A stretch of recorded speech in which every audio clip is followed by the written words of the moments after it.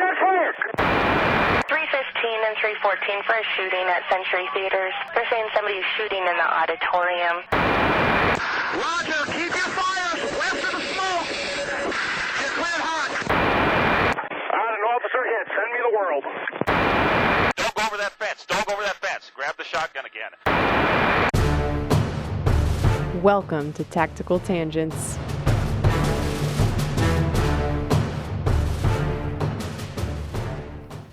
Hey guys, welcome back to Tactical Tangents. If you spend much time on your feet, you fit into one of two categories. Those who already know how awesome merino wool socks are, and those who need to buy a pair or three to find out. Point 6 has mastered merino wool, and they outperform their competitors in several tests that measure moisture and evaporation. They are also made in the U.S. and have a lifetime guarantee. You can use the discount code TACTANGENTS2019 for 25% off on their website.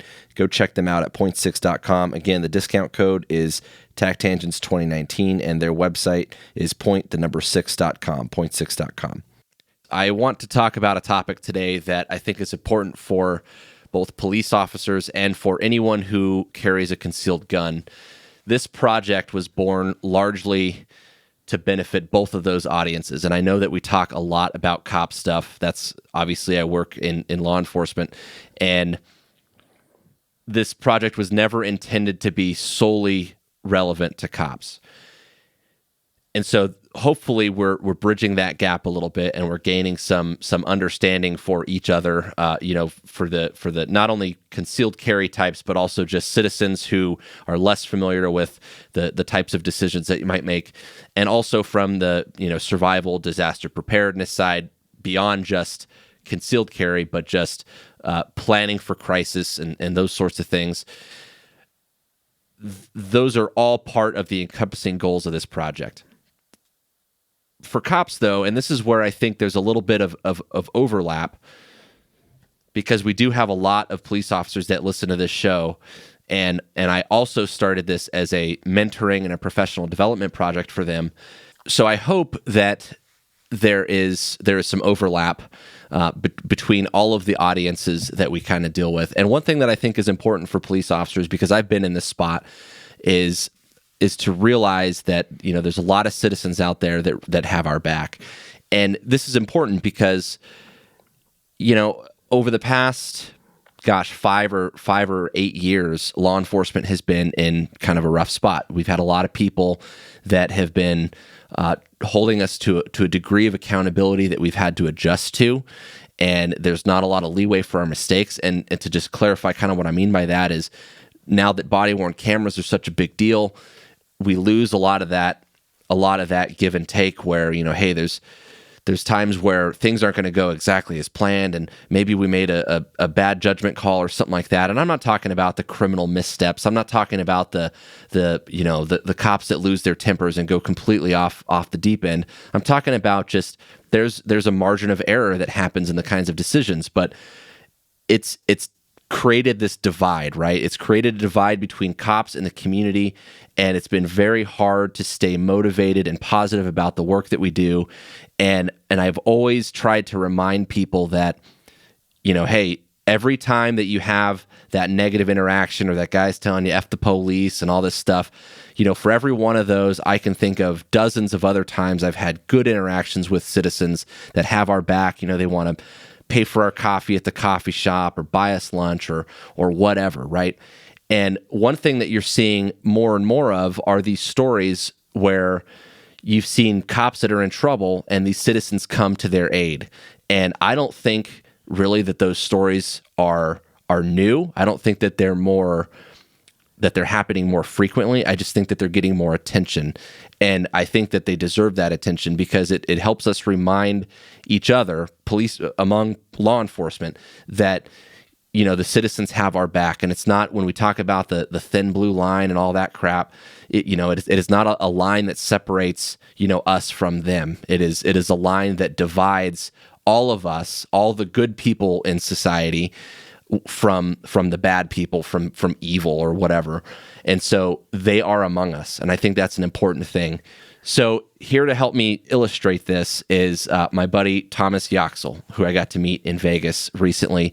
And if you don't recognize that name, we're going to have a couple links in the show notes that you can go and read the story about Thomas. And he was the guy in 2017 in January, early morning hours, came across a Department of Public Safety or Highway Patrol officer here in Arizona on the freeway who was in trouble. And Thomas stopped to help him, and it was an amazing story.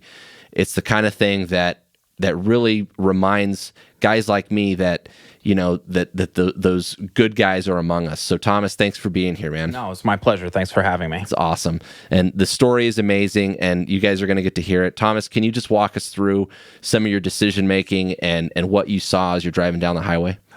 Sure. So that morning, it was January 12th, my companion and I were on our way to Anaheim. We had stopped at a QT, a quick trip, at I-10 and Miller Road, and people familiar here in Arizona, that area, they'll know exactly where I was talking about. You know, you get road snacks, you top off for the gas, and, you don't expect to run into the type of situation that we ran into. So we get back onto the freeway, and no sooner do we get back on I-10, Trooper Andersson, Ed Andersson, gets onto I-10 from the Interstate 8 exchange there if you were to go to San Diego or Yuma, and we see him just bombing down the freeway heading westbound so fast to where, all of a sudden his lights are gone. And our initial thought is, speeder or something like that. Someone's having a bad morning. Or here comes the traffic. Right. We're going to catch up to the traffic here in a minute. Yeah. So as we continue to drive, we can now see his headlights, or his blue and reds in the distance. And that stretch of road, it undulates. So, they pop up, we see them, they go away. But then I start to notice that people in the number 2 lane are moving over to the number 1 lane. And so automatically for me, that says, hey, there's probably an accident. The right lane's closed. We need to slow down a little bit. So I decrease my speed. As we get closer, I noticed that there's a flare pattern. And that flare pattern to me was traffic accident. So I slow down even more. The person I was with, we're discussing, hopefully nobody's hurt. These are the things. I'm concerned about debris in the road. It's January. It's 4:30 in the morning, so it's pitch dark. We're in the middle of the open desert, essentially. So now I've slowed down so much, and I'm actually straddling the left shoulder in the number 1 lane, that when we get to that start of the flare pattern, which would be about 10 feet off his cruiser, we could see that he's actually being attacked. And the suspect had already, at that point, was on top of him. Think of a UFC fight where someone has another person in full mount, and he's slamming Ed's head into the asphalt. And I immediately look at my companion, and, I tell her to call 911. And at that point, everything just kind of goes into automatic mode for me. I'm sure people have different experiences. So I accelerate, and in my head, I could slow this down and pick it apart now. I know that I need a certain distance to do what I feel I'm going to have to do as far as intervening goes. When I exit my truck, I'm already in close ready. I have my firearm in my hand. I'm in close ready, and I immediately start to bridge that distance. Now, from the time I exit my truck to the time that I fired the last shot, it was about 7 seconds is what they figured. Wow. It happened really fast. So me describing this to you it's not that it took that long. It's just the events that, after anybody's been in that situation, you can kind of go over it in your head. So when I exit the truck, I'm essentially in the 9 o'clock position. I can't see because I have the cruiser's lights, including the floodlights and everything, in my eyes. So I have to cant to the 10 o'clock position. I'm moving forward. I see a dead female, and so in my head, I'm starting to rule out the threats. There's that threat assessment going on as I'm advancing. Dead female, not a threat. So now I'm advancing. I'm coming up on the 11 o'clock position. I can see that the suspect has nothing in his hands. Ed still had his gun holstered, so now I've ruled that out. So I'm advancing, I'm moving forward. Now I'm in the 12 o'clock position, and I can see that there's a gun with a slide lock back, so I know it's empty. It's, a good 15 feet away, so now I've ruled that out as any type of threat. And at that point, I yell out to Ed, "Trooper, do you need assistance?" He responds back with an affirmative yes. And at that point, I give direct commands to the suspect to stop. The suspect actually shouts back at me to shut up. Right. Got something coming, bud. Right. And at that point now I'm already coming around to the 1-2 o'clock position. And all this time as I'm advancing and I'm moving, and I know in my head if I need to fire, I need a clear shot. I don't want Ed to be in that line of fire. So I'm positioning myself to take the best shot possible. At that moment when he told me to shut up, I extend outwards. He actually was lifting his hands to hit Ed again, and that's when I fired. I fired 4 times. I hit 3, and at that point when I realized the threat was no longer, and that's because I had 1 to the chest and 2 to the head. I look around because I don't know if there's any other bad guys in the area, so I want to make sure that. That's it, that he's the only threat I need to worry about.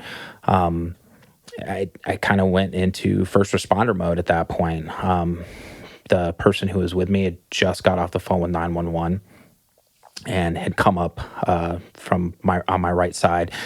I kneeled down. I let Ed know who I was. I asked where he was injured. He let me know he had a gunshot wound to his right shoulder. It's okay. Let's find first aid. Let's find a blanket. It's cold. I didn't want him to go into shock.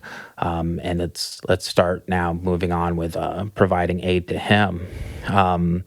At some point, a thought goes in my head. Hey, it's law enforcement's going to be coming up and in force. Yeah.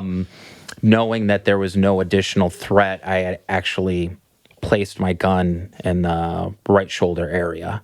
I didn't want to be armed when law enforcement showed up. I just wanted them to be as relaxed as possible, knowing that in my head, they've just received a call that one of their brothers has been shot. They don't have a whole lot of information. They're coming in hot. Yeah, they're coming in hot.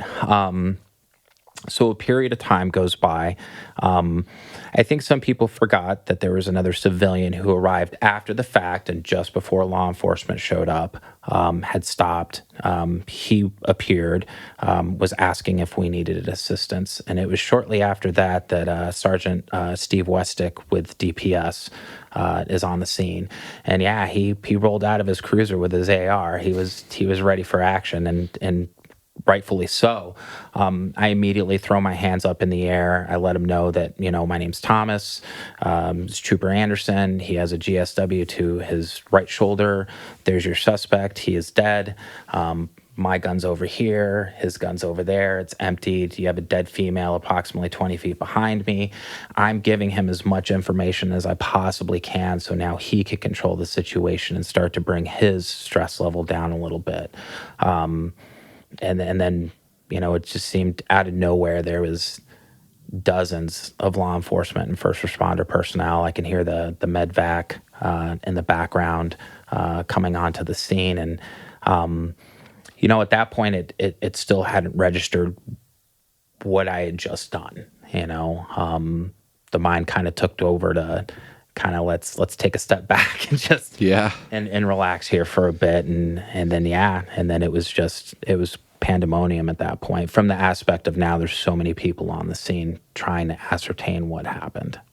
So this is something that, and I know police officers experience this in shootings, but police officers have also been in day-to-day operations that they've called for help and the world comes, and so they know how that plays out, right?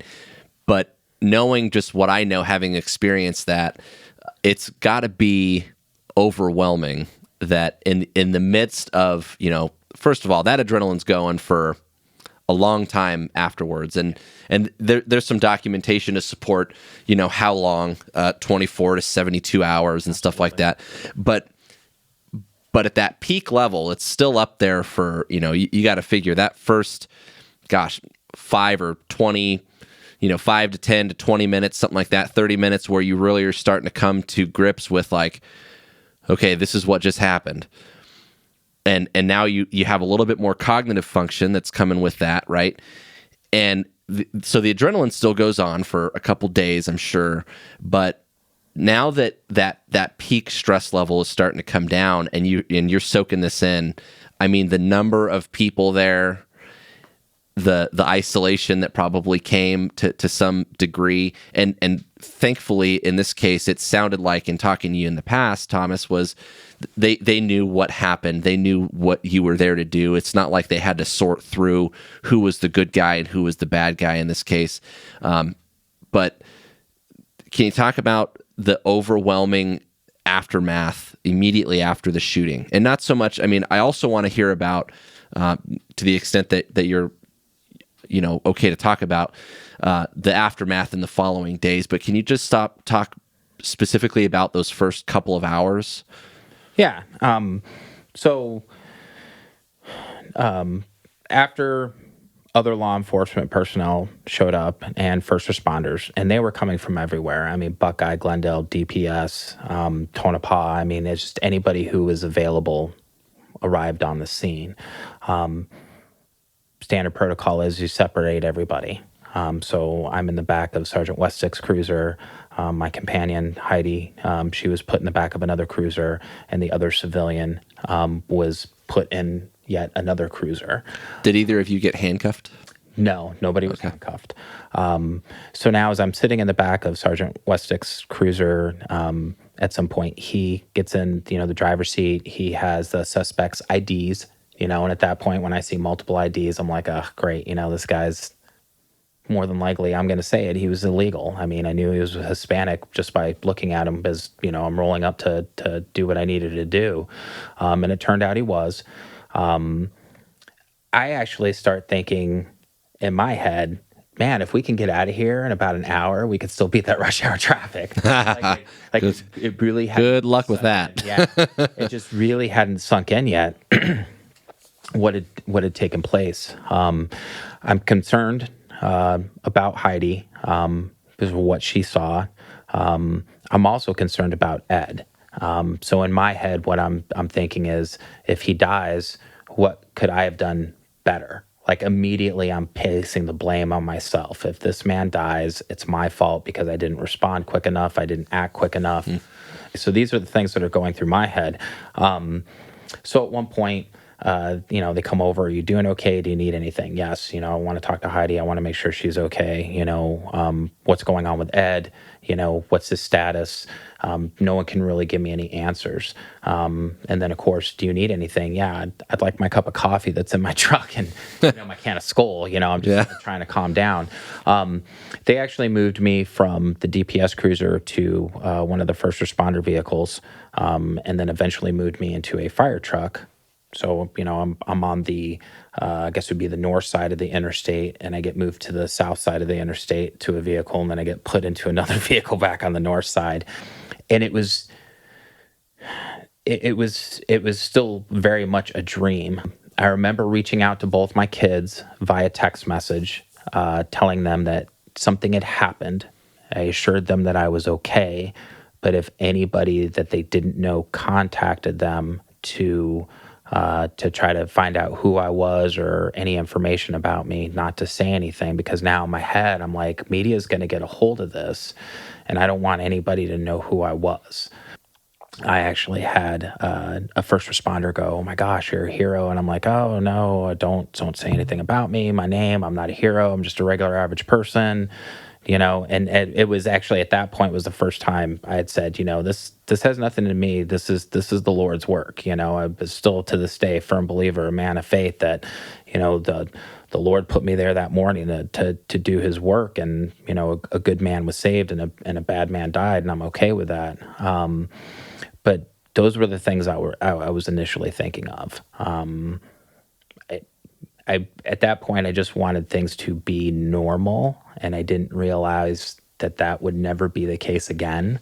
For a while, I didn't realize that. So that's what it was, and it wasn't until they had taken us back to Buckeye Police Department to do the official questioning that it really sunk in. At that point, the adrenaline's starting to ease back a little bit.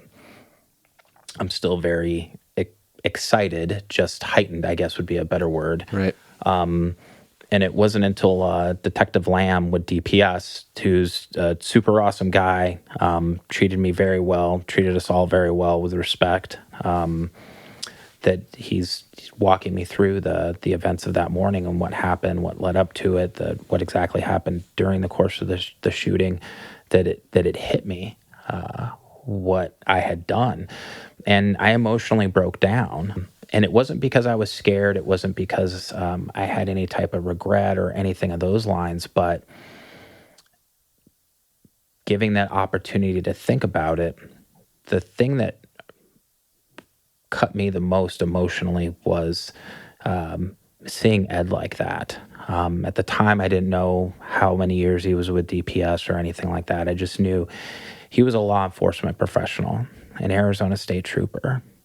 And on a very cold and dark morning, he's faced with the realization he's not going to see his wife and his kids again, that's a possibility. And he fought for almost 4 minutes before we showed up with everything he had just to survive as long as he did. And so what upsets me, and still to this day, was that fear that he must have had about dying alone on the side of the road. No law enforcement professional, no person, no good person should ever have to have that type of fear go through their minds the final time. So that's what really bothered me the most.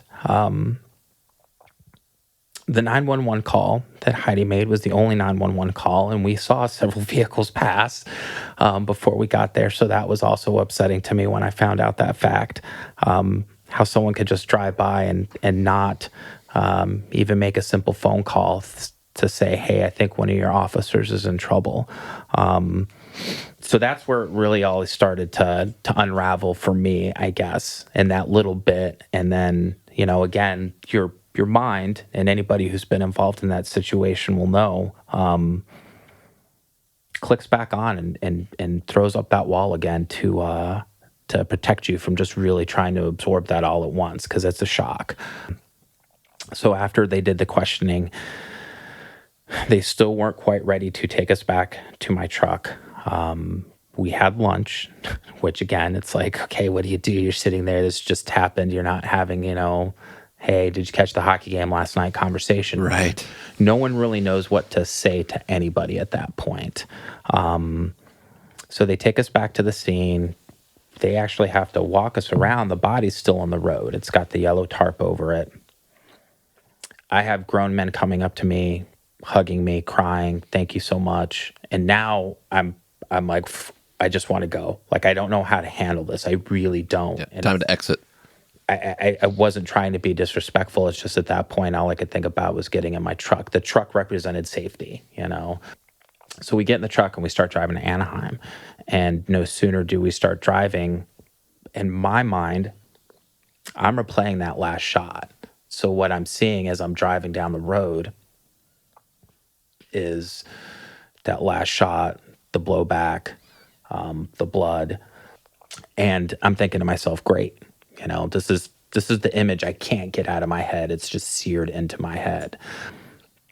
I know at one point I didn't even realize I'd had so much blood on my hands or on the hooded sweatshirt that I was wearing until I was in the fire truck. And So I looked down at my hands, and I realized they're covered in blood.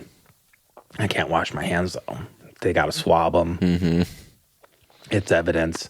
So yeah. So for several hours, I'm essentially, and then I'm realizing, oh great, I was sitting there rubbing my head, and it's you don't realize, again, it's one of those things you're not cognizant of. So yeah, so that was kind of the initial reaction, and like I said, the mind's a very complex thing, and it's going to do what it needs to do to defend itself and protect you as a person, and that's basically what it did. And it was, and then when it all started coming out, it doesn't necessarily have a brake lever you can put on. Yeah. Well, there's a lot to unpack there, and so kind of.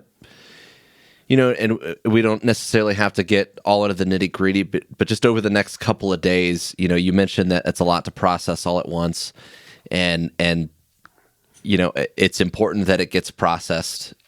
Can you talk about kind of the aftermath and the days that followed? Because and I distinguish this from in the beginning from those first couple hours, because I think that first couple hours is when it's.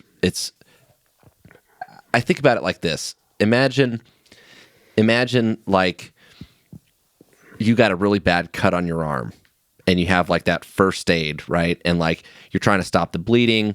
You need to get this, the bleeding under control. You need to clean it out. You need to get the, some Neosporin on that crap and bandage it and get it under control. But then you have, the next couple of days, right, that you've got to change the bandages, and you've got to, and so the care is a little bit different. It is, and I know sleep disturbance, for example, is a very common thing. Replaying that whatever moment you fixate on is a pretty common thing. Can you talk about those over the next couple of days? Yeah. So we eventually make it to Anaheim. We took a little bit of a break so we can each kind of gather our thoughts. By the time we'd made it to Anaheim, it had already made it cross country as far as the news. I'm completely freaked out because, again, I don't want anybody to know who I am. Again, in my head, I'm like, whatever. I'm just going to go home and everything's going to be normal. So we talk about it a little bit. Colonel Milstead actually phoned me the next day. Wanted to make sure I was okay, how I was doing, gave me a report on Ed. Ed was going to be fine, which I was thankful to hear that. That definitely helped ease some of that negative talk in my head. Hey, if he doesn't pull through again, it's your fault. You didn't act quickly enough. You didn't perform well enough. That had to be reassuring. Yeah. That part of it anyway. At one point, I broke down and I started crying, and I looked at Heidi and I apologized for putting her into that situation because she didn't have a choice. I was the one that was pretty much leading the charge on that. But she did everything that she could possibly do as far as calling 911, giving great information, relaying that information. But I had really felt bad because when you're in a situation like that, you're making that decision to act. That's you. It's a very personal decision. But my decision to act also involved another person who didn't have a say in that. They're along for the ride now, till that train stops. Right. So I had some guilt about that, and that was kind of a little rough to kind of get over. We actually left Anaheim early, and on the ride back, the first DPS person we drove by who had somebody pulled over, I started sweating. The flops. Yeah, I'm sure. White knuckles, thinking in my head, this isn't going to happen again. I can't deal it with a second time so close right. to, but it was a traffic stop. Garden variety traffic stop, nothing going on. But I mean, that's the realization, and it was that way. I mean, even to this day, sometimes, whether it's late at night, early in the morning, and I pass any law enforcement who has somebody pulled over, that just grip that steering wheel. I can't help but to get a little bit of anxiousness going on. And so it was rough that first couple days. There wasn't a whole lot of sleep. There wasn't a whole lot of direct conversation. Again, I think it still hadn't become really real for me. I get home, I'm like talking to my grandfather, I'm talking to my friends, didn't tell anybody anything. There was a couple people I know close to me that had figured it out. They saw my truck in the news. They didn't say anything to anybody. To their credit, they kept quiet. And I just really wanted it to go away. Hey, it's done. It's over with. It's going to be okay. Let's move on. There came a time where DPS advised me that I should come forward and get out ahead of it so I could do it on my terms because the media wasn't going to let it go, which is understandable. So that's when we decided to do the press conference, and I think that was about 10 days after the shooting, somewhere around in there. And in some ways, that was very liberating for me to be able to actually step forward and say, hey, I'm the person, still in my head, what I did. People were still wanting to use the word hero. I was like, no, please don't call me that, because I still, to this day, don't consider myself any type of hero. But it did offer some relief, because now it's not hanging over my head like the news crews are going to show up at my door, or I'm going to come home and they're going to be parked out in front of my door because they figured it out. Yeah. Right. So it was definitely sound advice on DPS's part for that. But then it just opens up a whole nother dynamic to what you're going through, because now no sooner am I done with the press conference and I'm getting back to my vehicle, I have people calling and texting me who know me, have known me for years or a couple of years or anything. Oh my God. But they're just figuring this out. Yeah. And for the people closest to me, they weren't surprised. They're like, oh, of course, it had to be you. You're always the person who's going to stand up and do what needs to be done, and et cetera, et cetera. And they're not surprised, but they almost felt, in a way, my friend Chris described to me as like a sense of pride, because he always knew I was going to be the person that would stand up and defend somebody if needed. And then there's quite a few people who I've known in my adult life who, some of them actually took the time to come to me and say face to face, hey, we used to give you a lot of crap for always caring, and now we understand why. And that's something that we could never do ourselves. Thank you for being the person that you are. Like, to them, it finally made sense. So that was vindicating, definitely. But I mean, the very next morning, it's 3:30 in the morning. I'm getting a cup of coffee. I'm trying to get to work, and I have two guys go, hey, thanks. We could have never done that, and we appreciate it. But it brings it up. I just want to get my cup of coffee and go. I got to work that morning, the day after. I went straight to my office, and I didn't come out for a few hours. And when I come out, I got one of my coworkers holding up the front page of the newspaper, going, Thomas. And I'm just like, just put it away. And each time you're probably essentially reliving parts of that. It's just going over. That day I actually had a lunch meeting and a local eatery there close to work. And I sit down, and I think I was there for maybe 20, 30 minutes. One of the waitresses comes up and she's crying, and she's like, oh my God, thank you so much. You saved that, trooper's life. And of course I get emotional, but it almost seemed like by her doing that, it gave everybody else around me permission to come up and start doing that. And all I wanted to do was eat my lunch. Right. So again, yes, you're treating the wound now a couple weeks after, but you have to treat it in a different way. The first time that I went out onto the shooting range, which is actually, it was only a couple weeks afterwards, Phoenix PD took me out. It wasn't actually shooting that upset me. It was the smell of the gunpowder, that initial whiff. And now it just took me right back to that morning. I had to set the gun down and take a step back, and I was shaking. It was that olfactory sense of definitely one of the quickest forms of memory recall. Yeah, there is, which is interesting too, because it's not when you remember something, or when you, how do I describe this?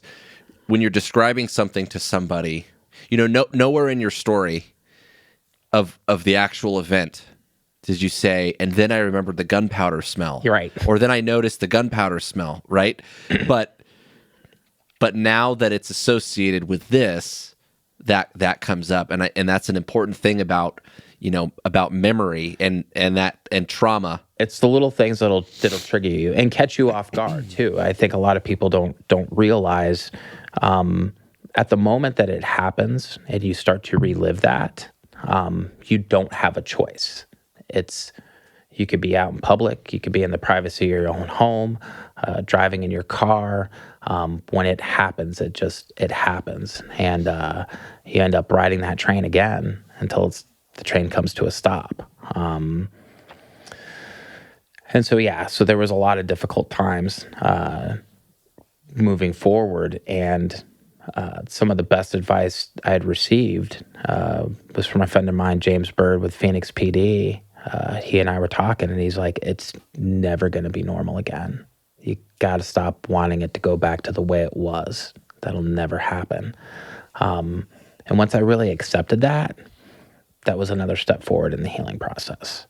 And I am very thankful that I had such a great support network that I was able to reach out to, not only with friends, close personal friends, but with law enforcement in general. It was really one of the things that essentially saved me, to be able to know that I'm not going through this alone. I know when I talk about PTSD and trauma that first responders, law enforcement, and military go through in my broadcasts, I make sure that people know this is normal. The crying, the sleepless nights, the nightmares, the hypervigilance, these are all things that should be expected. And to reach out to somebody, I tell people, reach out to me, I'll listen without judgment. And that's a thing that I think a lot of people don't realize too. The first therapist that I started seeing was not equipped to deal with anybody who was suffering from PTSD or trauma. She was a good family therapist. And so I see. So I stopped going to her. So like conflict resolution type of stuff. And it wasn't until I actually sought somebody out myself and found somebody who specialized in PTSD and trauma, works almost exclusively with law enforcement, military, and first responders, and she was willing to take me on, that I really realized what good and the value of quality therapeutic intervention was. Because there's a lot of times, and of course I went to a bunch of critical incident trainings. I did my own research, my own reading, to really start breaking down the minutia and the finer working parts of this, why the body responds the way it does, why we have auditory exclusion, the effects that our endocrine system has in those moments and stuff, and really started piecing it together to satisfy the logical side of me, because it's in two forms. It's a split. You have the emotional side that you have to reconcile, and you have that logical side you have to reconcile. And it was easier for me to reconcile logically first and work on the emotional afterwards. And that's one of the biggest things that I feel is where it's deficient in areas is quality therapeutic intervention. A lot of times the contract goes to the lowest bidder, which typically means a conflict resolution therapist. Right. And the last thing you want to hear is, we're going to fix you, we're going to heal you, we're going to do this. No, that's not what we want to hear. We want someone to listen to us empathetically. And unless you've actually been in that situation, you can't fully understand. So stop acting like you do. And so there was a lot of that, and sometimes it's just like out of the blue. I actually had a widow come up to me and this was May, so it was 4 months after the shooting, May of 2017. And she's crying and she gives me a hug and she says, "I wish somebody was there for my husband the way you were there for that trooper." There's no way to respond to that. Right. I was going to say that doesn't sound terribly helpful for you. I mean, and I can for her, I understand guess. she was expressing her gratitude the best way she knew how, and I didn't hold it against her. But there's no way for you to respond to that. And of course, I got emotional. I broke down. And these are the things. These are the very real things that you have to deal with. I can easily see why a percentage of people in your line of work, first responders, military, turn to drugs and alcohol, because I was staying awake for as long as I possibly could. I would pass out from exhaustion, have horrible nightmares, wake up, and repeat the cycle. And the only thing I wanted was for it to stop. Well, what are the easiest things to do to get it to stop? You drink or you do drugs. Right. You know? I'm fortunate that I didn't do that, but I could see how easily I'm just going to have a beer to calm down. Well, now I'm going to have a shot of Jack to calm down. The shot's not working, so I'm going to have a fifth, and the fifth turns into a fifth with a couple painkillers or something like that.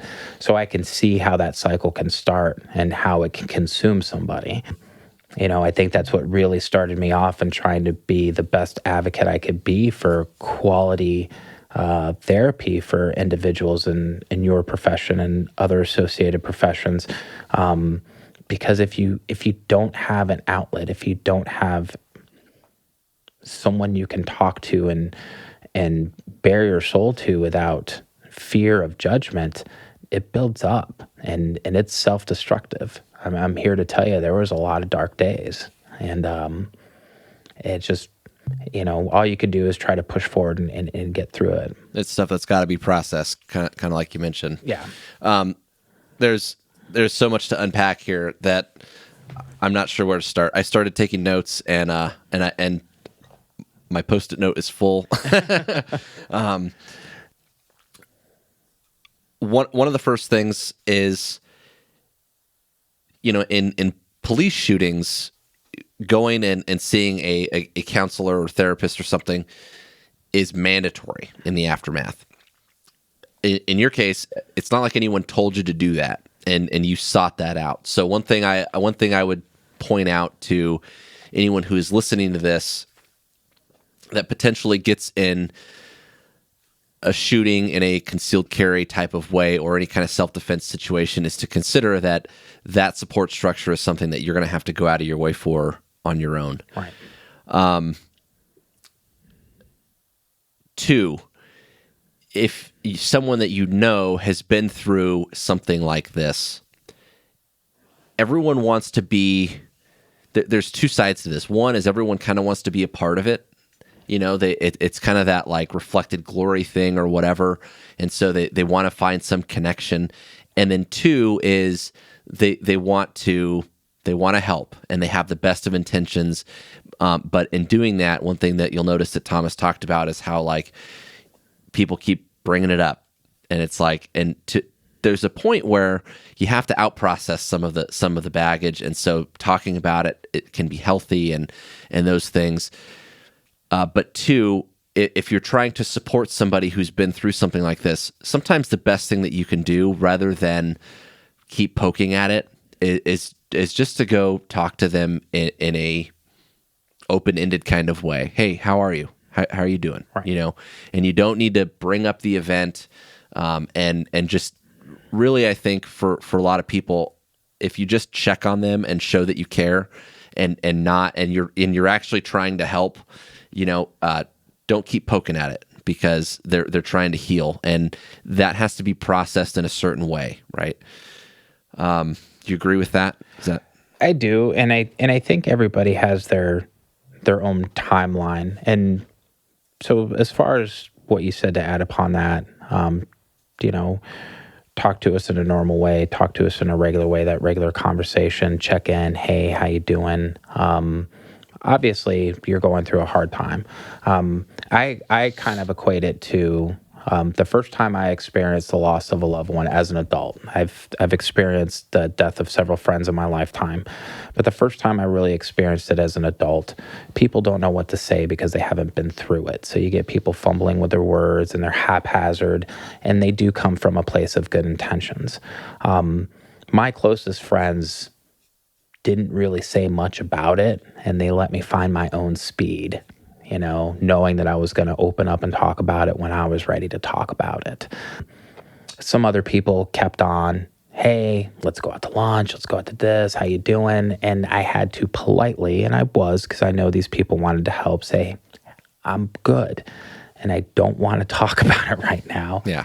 I appreciate that you care, but let me do my own thing, And there were times, a very good friend of mine, David Laird, he actually got so concerned one time. He called El Mirage PD and had them do a well check.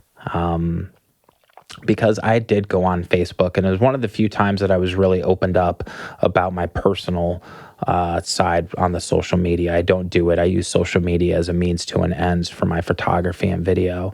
But I wanted people to see this is very real, and this is what happens. And this was close to a year after the shooting. And I could feel myself ramping up, and that hypervigilance really starting to escalate, and it just all kind of bubbled out. And I said to myself, I'm going to let people know that this is okay. This is what we do. It doesn't mean we're defective.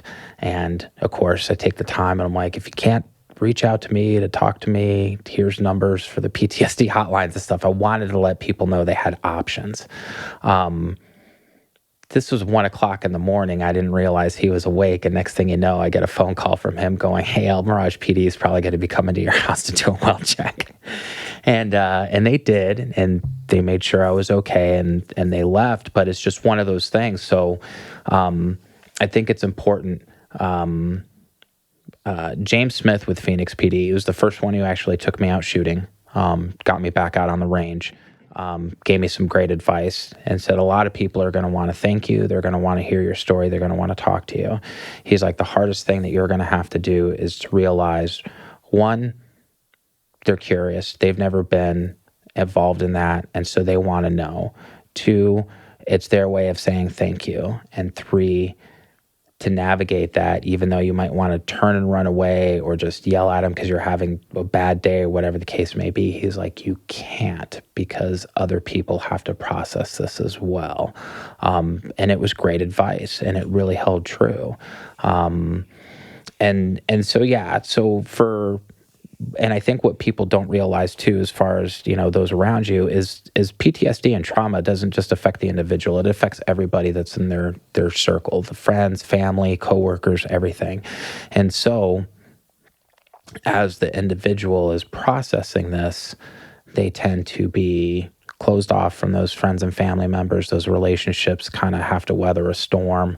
And so in a way, everybody has to process it. I'm not saying that you have to handle somebody with kit gloves, but there's definitely a time to realize, hey, I'm just going to kind of pull back a little bit. Give them some space. Give them some space, yeah.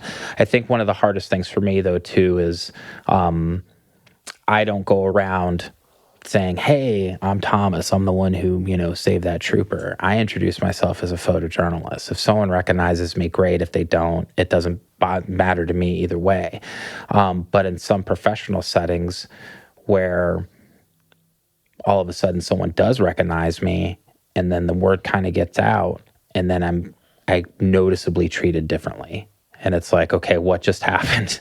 Right. And they're like, oh, we just want to be respectful. I'm okay. I'm still Thomas. I'm still the same person. There's no read to treat me anymore. I'm a guy. It's just, yeah. So, and again, it's a learning process for everybody. Not everybody goes through that. I know statistically, I think it's 4% of all law enforcement professionals are actually involved in a critical incident similar to what I went through. And again, when you start running down the numbers, but it still affects everybody around them. And I think the biggest thing that I could say for civilians that are listening right now, or CCW holders, anybody who's a private citizen and chooses to carry, is you have to have already made that decision in your heart of hearts that you know that you are going to not just talk and act upon your convictions, but you're going to stand upon them and move forward. I know it's one of the biggest takeaways from that morning for me is I'm born and raised in Arizona. I've been shooting since the age of 5, hunting since the age of 6, actively training since the age of 21. And I always told myself I would be the one who would do what was required if that moment ever came. And I would tell people when they say, well, why do you carry a gun? To defend others. It really, defending myself has never really come into that equation. It's defense of others. But you have to be so sure of yourself that that's what you're going to do. And if you are, you need to train. And I train and still before the shooting, post shooting, all the time. And you train in the worst possible conditions. You train for everything. And I used to always say when the moment comes, it's not going to be on an indoor shooting range, 75 degrees, ideal conditions. I'm here to tell you the moment came at 4:30 in the morning, 40 degrees, butt-ass cold. On the side of the freeway. Yeah, I mean, it was the worst possible scenario for me. And I've actually had, since the shooting, legitimately 24 people come up to me and say, hey, I thought about carrying a gun, but I'm not going to now because I see what you're going through. I couldn't do that. Or, hey, I carry a gun and now I'm questioning whether or not I should even be carrying it because I don't know if I can do it. And those are real questions. Yeah. It's not Hollywood. There was no high fives afterwards. There was no, hey, let's go get a drink at the bar and, then go home and, bang the wife or whatever you see in these movies and stuff. They make it so not what it is to do something like this. At the end of the day, I took someone's life, and I have reconciled that. He was a very evil person, but I still took somebody's life. And it happens, and some people just, they don't get the totality of that. You've talked a couple times now about this label of hero and how you're not into that. And something else that stood out to me was something that you said about your friends that they weren't surprised. And I think this is an important point because it kind of it lends itself to exactly what you're saying, the bit about you have to have already made peace with that or the possibility of that, and that you have to train and be prepared and be sure of it. And so I think what is particularly heroic, whether you want the label or not, because I'm here to tell you a lot of people are going to agree with all of those people. But what is particularly heroic about the way that you've lived your life, as far as I could tell, is that is part of your character. You've got people who are not surprised, and that is a testament to the kind of person that they already know you to be. And something that I tell cops about training and about being ready, and it's part of it is reconciling this stuff, and part of it is the training and stuff, and the mental preparation and physical fitness and going out to the range and doing all these things is that if something happens to me at work, I want the people at my funeral to know not about what my intentions were, but of my actions. Right. To speak to my actions. Right. That I took this seriously and that I did everything that I could to be ready for that day. Right. And so I think that is a bigger testament not to what happened that morning, because, and I don't know how you view this now. I know just from the personalities of many of my friends that have been in shootings, and you could tell me if you agree or disagree with their sentiments, because I have not been in a shooting, but in the moment, it's a very pragmatic thing. You're not going through this like, oh my God, should I kill this guy or this and that? It's hey, this is the solution to the problem that I'm confronted with. It's just, A plus B equals C. This is what has to happen next, and you just go to work. Yeah. And that means killing a guy, but you've already come to peace with that, yeah. And so I think that's an important part of it is the heroic part of this is the character that is embodied into a person like you and like many others that I've heard about and seen the stories, and it's a testament that, you know, many of your friends and family members are like, hey, yeah, you know what, you're right, and that doesn't surprise me, and I see why you carried, and I see why that you've lived the life the way that you have. I think that's a big deal. And so I just want to thank you for taking that seriously, taking the responsibility of carrying a gun and of being that kind of person that would stand up and protect people and do the right thing. Right. I think that's a bigger deal. Well, and I appreciate that. And not to necessarily try to... So there was a lot of people who are like, hey, you could have made money with this, you could have done this, you could have done that. I didn't want to. I know, other than some of the charity things that I did with Ed to help him raise money for his medical bills and stuff, Ed and I did an interview with CNN for a segment they have called Above the Call, I believe it was. And they focused on first responders, military, and law enforcement. And I agreed to do that only if Ed did it with me. Because I've told a lot of people before, the story is not necessarily about me, it's about Ed. Ed's a great man. He's coaches sports in Tonopah. He helps kids in his community. I mean, he's really just an amazing dude. You mean he's not the picture that so many in the media have painted of cops? Right. He's really not. And so for my role, and when I go back, and yes, I'll talk about my faith here a little bit. You know, I'm no angel. You know, I've never claimed to be an angel, and I had a rough childhood. And you know, you get older and you look back at it now. That was essentially preparation for what I had to do that morning. I've always been a person who stood up for someone who was weaker. I've probably been involved in more fist fights because I was standing up for somebody else than defending myself. That's just who I am. That whole, I'm also very philosophical. I'm sure plenty of your listeners know who Carl Jung is and his theory on the archetypes. We all have an archetype. That collective subconscious that we're born with. Some people are teachers, some people are healers, some people are warriors. You embrace who you naturally are to live the happiest life you possibly can. I've always been the warrior and the defender. It's that simple. So for me to train above and beyond what most people do is second nature for me. I'm the person who, you know, I'll have lunch with somebody and we sit down. I tell them where I'm going to sit because I want the vantage point of looking at the exits. When I sit down, where's my cover? What am I going to do if someone walks in? How am I going to shuffle the civilians out? These are things that I constantly play out in my head. Some people would call that crazy and fanatical. I call it being as prepared as I possibly can. When I go out and do kind of like a walk a mile, jog a mile, I'm wearing my plate carrier with 3 liters of water. It's an extra 47 pounds. Why? Because it adds resistance to the training.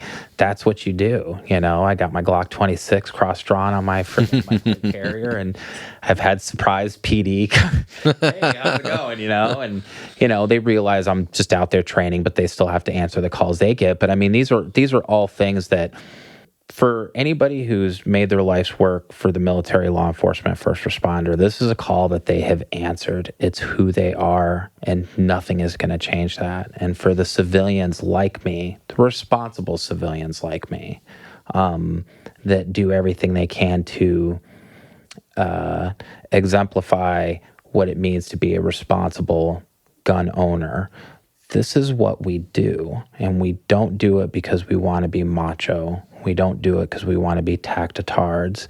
We don't do it because we're trying to make, you know, YouTube videos that are just filled with horrible training advice. We do it because we know at some point we may be called upon to defend those around us. And we want to make sure, like you said, that we have done everything possible to answer that call. Because for people like us, we don't have a choice. There was no choice for me. There was never a moment in my head where it's like, oh my God, do I stop or do I keep on driving? It was automatic.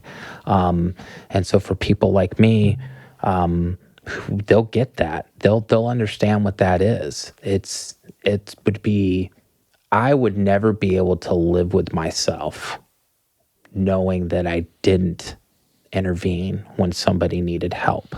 That's not who I am. So yes, you do train. And to even take it a step further, I read a great article a few weeks back about a person who does tactical training and everything. And his thing is your firearm should never be a talisman. Okay, just because you carry doesn't mean you should ever stop training in hand-to-hand, physically, make sure you're in shape, constantly hone your skills and everything. And I think there's a percentage of people who do that. They carry, but they don't think of the consequence beyond having that gun in their waistband or on their hip. You guys listening to this? This is like the advice we give in almost every episode, I think. But it's so true, and it really falls, upon a lot of deaf ears, unfortunately. Detective Lamb made the quip when he did his follow-up interview with me. He only had 2 questions to ask, and he said, "You gave us such great information, that day of, this is all I have. One, could you have fired 4 times instead of 3? Because I initially said I'd fired 3 times. Yes, absolutely." He's like, "Okay, shell casing matched the rounds in your thing. We just had to make sure." And to me, that right there in my head, I'm like, man, I can't believe I fired 4 times and only hit 3. Like, I'm beating myself up that I didn't get all 4 marksmanship. shots. Yeah, Right. it's just like, you got to be kidding me. But I mean, again, this is what people like me, people like you, the people we know who take it seriously. Again, it's not a job. It's a calling. And people throw that around in a very cliche and flippant way sometimes. And those are the people that just don't understand. They really don't get it. And I used to feel sorry for those people, and I don't anymore because it's okay. I don't understand someone who isn't willing to defend and stand and fight. Right. So we're all different, and that's how the world works. I want to talk about the training stuff, and I also want to talk about several of the little tactical / technical things that came up in this. Before I get into that, though, do you dry fire? Yes. So lesson number 1 from a guy who, I mean, let's face it, 3 out of 4 hits, that's still pretty good. And we could talk about our accuracy and not be callous about the rest of the event, obviously. But most police shootings, you're not going to see a 75% hit rate, and so that speaks to the training and stuff. But Thomas also dry fires. I dry fire, and when I do, I use this little device called the Mantis. Have you seen this, Thomas? I have not seen the Mantis. So it's pretty cool.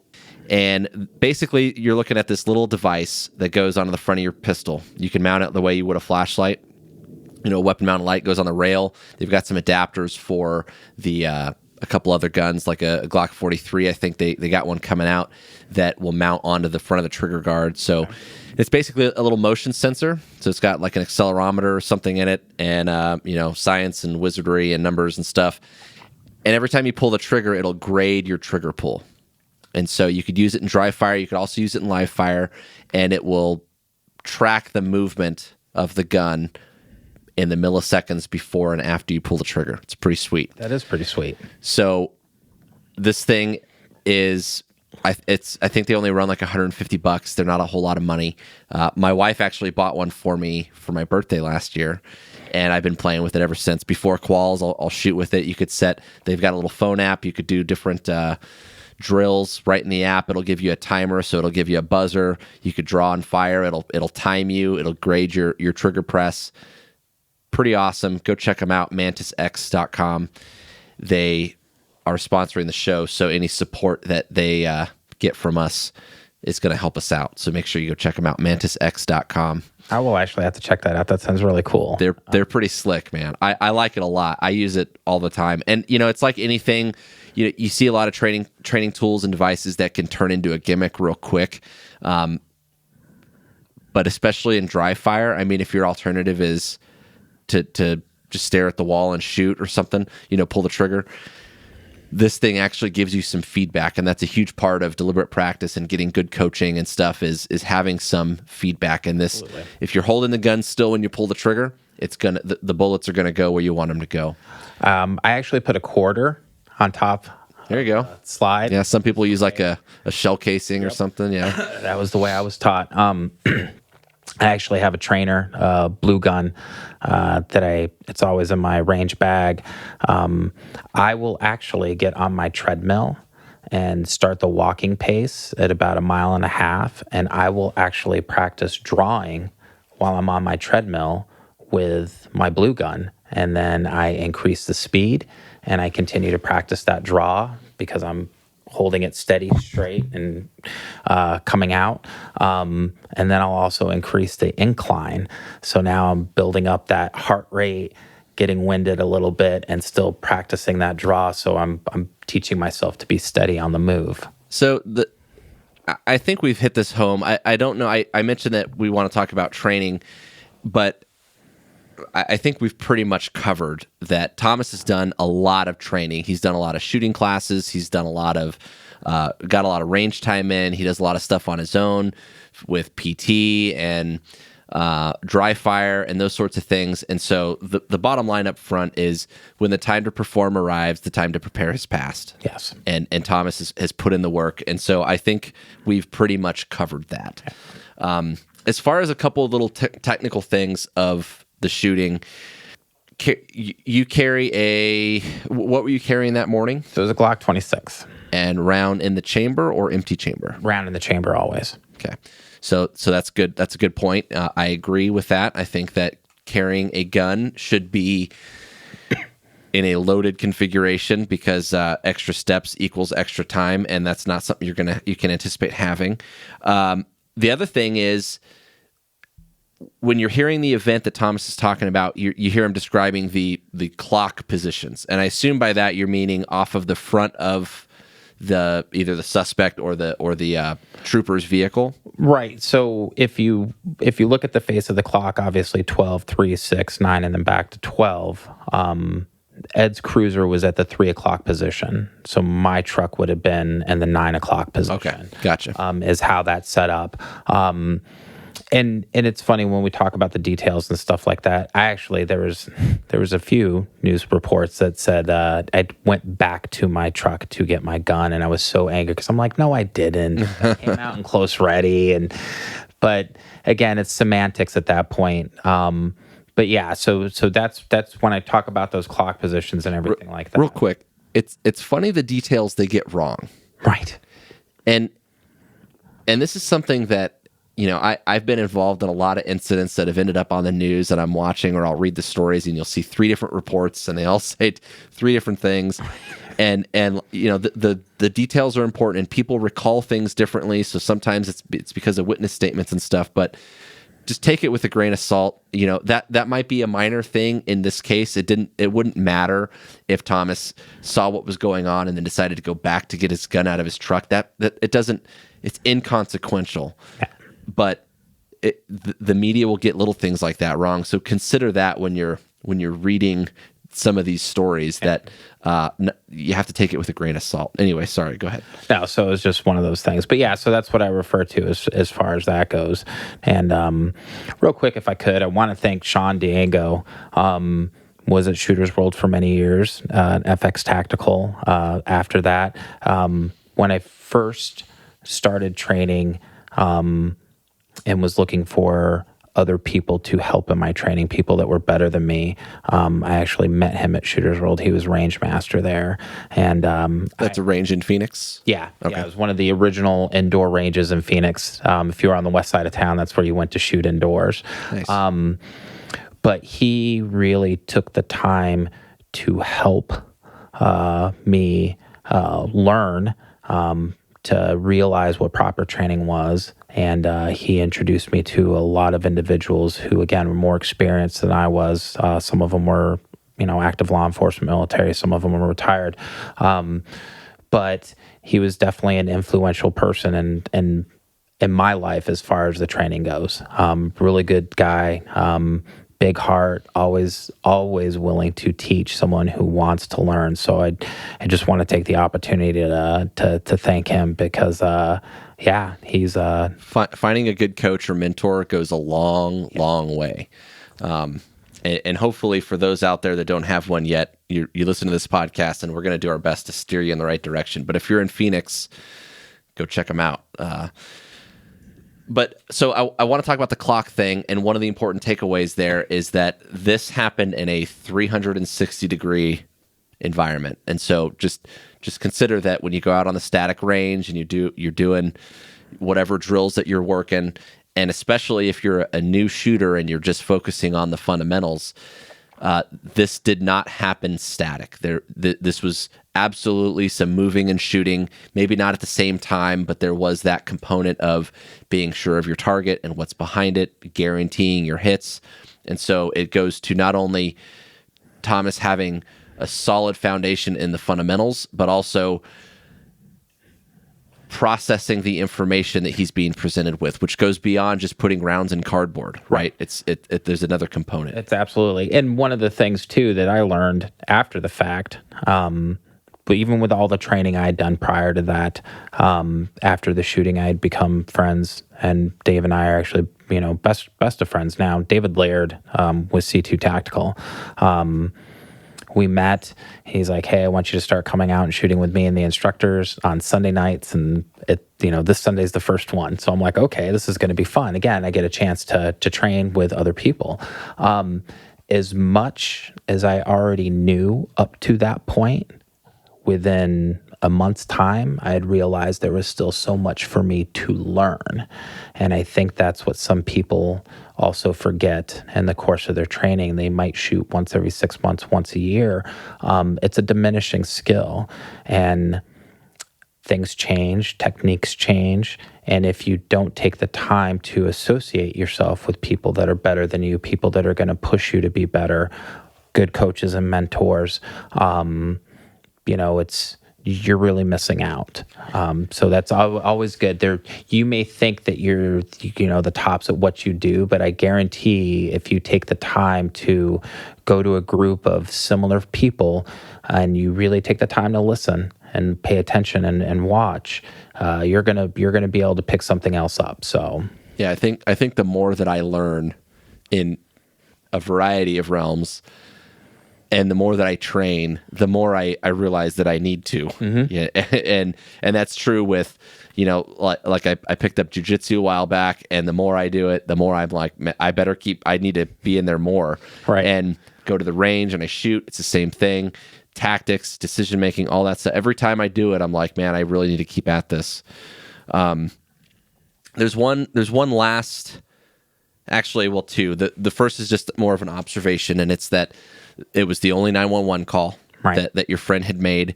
And so never to assume that someone has already called. And so you should constantly go through this rehearsal process of how you're going to get that call out, what it's going to sound like.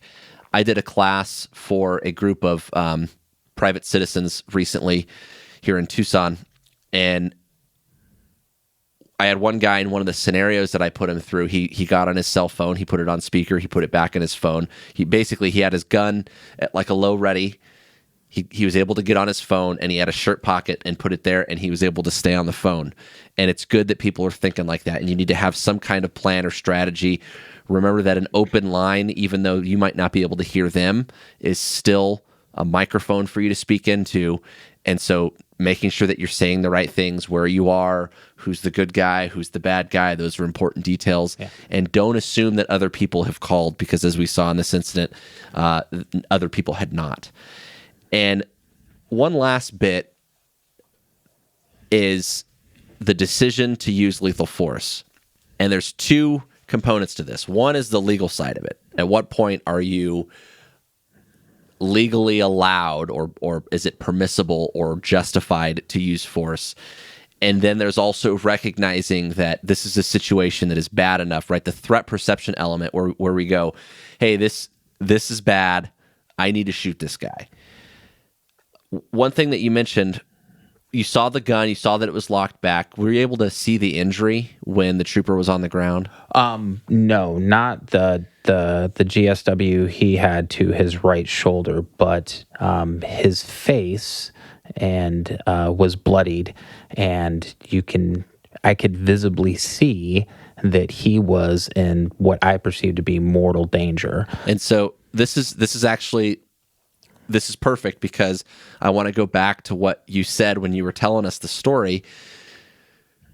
First of all, gunshot wounds are small, and usually when they're internal, like if they're in the torso, and sometimes the extremities as well, there's not a lot of blood. Right. And sometimes you don't even really see them that much. I've seen plenty of gunshot wounds in my day, and there's not a lot of external bleeding in many cases, particularly with handguns. So that was not really the driving factor, right? If I'm hearing you correctly. But one thing that you said in the beginning when you were telling the story was that picture this guy in like a UFC, someone has him in full mount. Mm-hmm. And so I'm trying to zoom out and look from the perspective of, now I'm investigating this, right? Like if I was one of the responding guys that gets to this call and hey, what happened? And this guy tells me, oh, he had him in like a UFC mount. Well, that tell as a listener, right? As the guy that's listening to that, this is an active listening thing, right? What I hear there is, okay, this guy has watched the UFC before.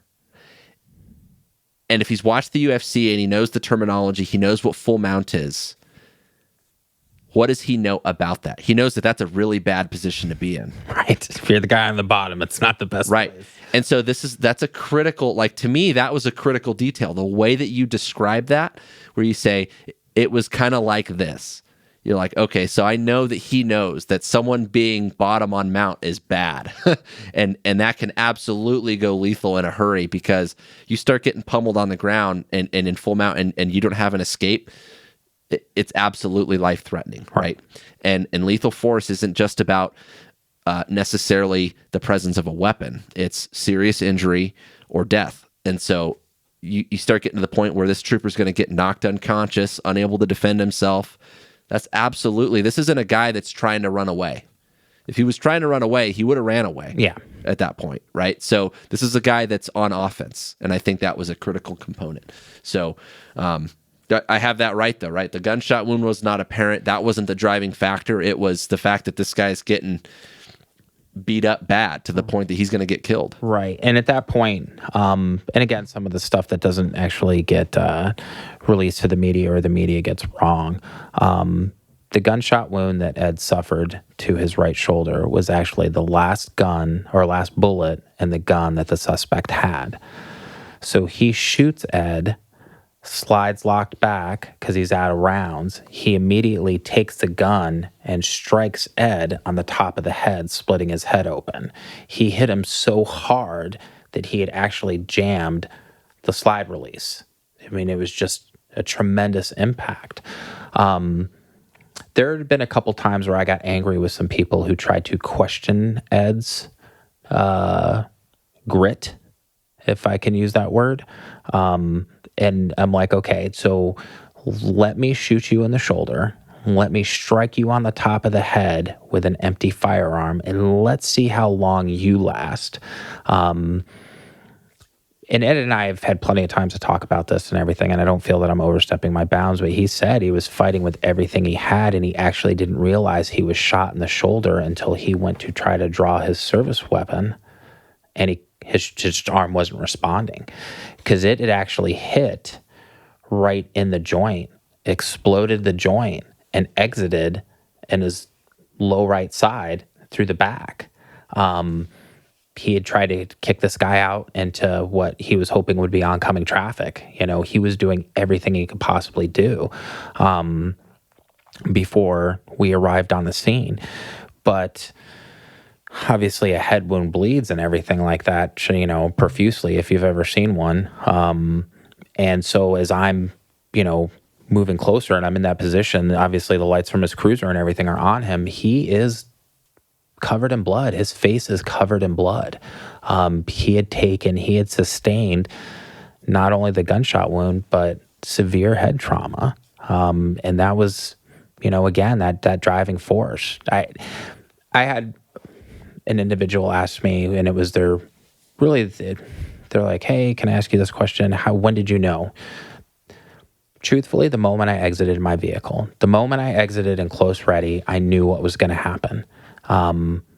It's not the details necessarily. It's that you see that big picture and you're like, Yeah. he is in danger. Yeah. This is a problem. This is a big problem. And this right? is what it's going to take to stop it. Right. And of course, it all goes back. Be prepared, be ready, know in your heart of hearts you can do what needs to be done. I don't know what would have happened had anybody else stopped. I think there's a lot of people who would like to think they can do good in that situation, but there's fewer that actually can. So again, when I always go, I default, hey, the Lord put me there to do his work. My friends going, hey, we're not surprised if it was going to be anybody, it was going to be you. I mean, all these things for me, they make sense. And it doesn't matter from that point to the day I die. It wouldn't matter to me any hurt or emotional pain or mental pain or anything like that I would go to or go through or experience or have experienced. It was worth it because, again, at the end of the day, a good man, the real hero, got to go home to his wife and his 2 daughters and his grandkids. That's my takeaway. And I'll always be thankful for that blessing. I look at that morning as a blessing, for the most profound blessing I could ever receive from the Lord, being given that opportunity. And I'll always cherish that. Well, I think it's important to acknowledge that it still comes at a cost. Those are not. It's not an unpaid debt. Right. You still got to live with it, and so I'm absolutely glad. I mean, that's not the right word, but guys like me are fortunate to know that there's guys like you out there, and like I said in the beginning, I think people who work in a profession like this need to really. I'll tell you that. I'll tell you right out. I think that there's probably cops out there that haven't fully come to terms with what they might have to do. That maybe are even cowards. And I'm not pointing at any individual and saying that that cop is whatever. I'm just saying that I'm confident that there's cops out there that they haven't really put themselves through those paces. Yeah, they got through an academy. You could stumble your way through that. And so I think there's a lot that cops can take from your example, from, like I said, just the character leading up to that. And the reality is that it's not about the title, right? It's not about being a quote unquote hero. It's not about being a cop.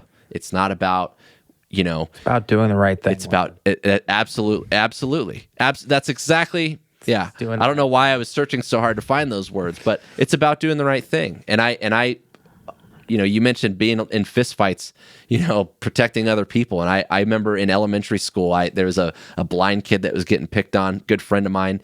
And he was getting picked on by this dude. And I was like, whoa, dude. And I got in the middle of him, and he was still trying to pick a fight with the blind kid. And yeah, I kicked his ass straight up. Right. It's just, I laid him out. And it's like, I'm just not the kind of person that's going to tolerate that. Yeah. And I think there are lots of people like that out there, and everyone has their own way of bringing that forward, Right. And so, I just think that's a huge takeaway. And again, I'm thankful for you. I'm thankful for people like you. I know there's so many. And so my gratitude, sir. Yeah, thank you. And again, sometimes I've sat there and said, hey, it's my pleasure. And some people don't necessarily understand, what I mean by that. If I was confronted with that type of situation again, I already know there would be no hesitation. I would respond, Lord, hopefully that doesn't happen again. But I mean, for me, again, it's that no-brainer. I don't have a choice. I wouldn't have a choice but to respond the way I've already responded. And I always tell this, and hopefully I'm not overstepping here, but for all the law enforcement that's listening now, one, I want to thank you for doing the job that you do every day. I have several hundred hours right along with DPS. I have dozens of hours with Phoenix PD, Tucson SWAT. I know what you guys go through firsthand, experiencing that in the passenger seat of gang task force and patrol vehicles and stuff. So I want to thank you from the bottom of my heart for protecting us while we sleep, while we work, while we play, while we spend time with our families and you're away from yours. I take it very personally and very seriously, the job that you do. And I also want to say a thank you to your families, because at the end of the day, they are the front line and your backbone of support.